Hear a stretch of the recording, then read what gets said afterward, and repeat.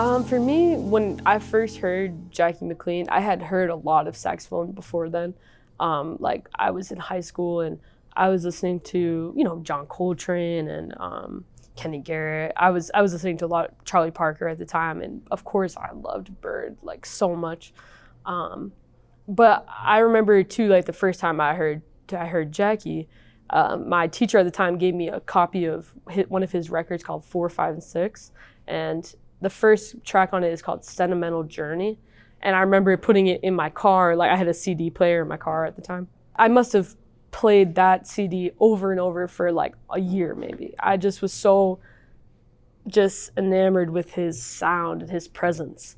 And it was a lot of Bird, who I loved too, like the language was all there. But, Jackie brought something else too. He brought more of an edge, more of like, this thing, and he loved Bird, so he was super in that lineage with Charlie Parker, with Miles Davis, all these incredible, people that we love, Train, everybody. So when I heard Jackie from an alto perspective, I was like, whoa, what is this? This is like, the sound was just like taking me back. So from there, I kind of just fell in love. I had like an obsession.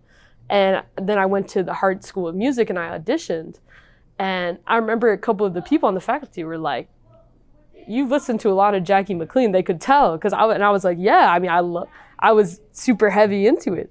And my sound kind of went that direction. I was hearing it, Yeah, he just like fascinated me so much, just from an alto perspective. So yeah, I kind of took that and ran with it. And then when I started attending the Jackie McLean Institute, that just like blew it up for me, because I was around all these guys who got to play in his band or they studied with him, and like the history, the tradition, like the lineage at that school is so strong, and it's so like heavy into JMAC. And like every day I feel blessed that I was able to be a part of that. Even though unfortunately he was no longer there, he had passed, I got to study with all of his incredible students. People were in his band till he died. All this with his son Renee McLean, all these people I just love so much, and they really taught me how to play, and they taught me about him and about his music. So I'm so grateful that I'm such a super fan.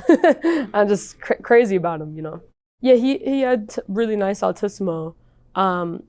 He was kind of experimenting with some more of that stuff, or like something he liked to do is like bite the reed, and it created kind of like a really like high note, like that you don't even have a fingering to. It's just the harmonics through the saxophone, and that was really hip. That had like a vibe, and yeah, he was so creative, like with the sounds, with the different textures that you were able to use on the alto. Just very creative.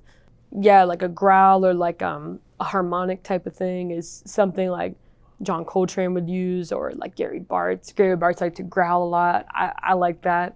It just adds a different, if you're playing for a while, it can add a little bit of a different vibe or a little bit of a different edge to something. So sometimes I like to go in that direction.